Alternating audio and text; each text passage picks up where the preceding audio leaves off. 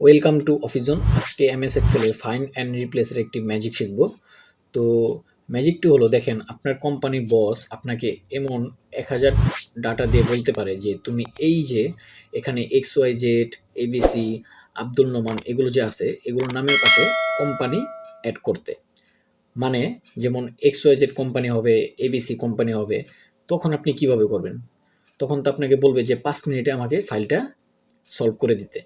তখন যদি আপনি এক একটি করে যে XYZ এখানে মাউসের কার্সার রেখে এভাবে যদি আপনি টাইপ করে প্রত্যেকটা এভাবে অ্যাড করেন, আপনার কিন্তু কখনো এটা সলভ হবে না। তো আমি আজকে আপনাদের ফাইন্ড অ্যান্ড রিপ্লেস দিয়ে এটা জাস্ট 10-20 সেকেন্ড এটা আমি সলভ করে দেখাবো, ঠিক আছে? তো প্রথমে আপনি কি করবেন, এভাবে ফার্স্ট টু লাস্ট ডাটাগুলোকে সিলেক্ট করবেন। সিলেক্ট করার পর আপনি কিবোর্ডের কন্ট্রোল এইচ বাটন প্রেস করবেন। এইচ বাটন প্রেস করার পর আপনি এই যে ফাইন্ড হোয়াটের জায়গায় আপনি একটা ড্যাশ চিহ্ন দিবেন।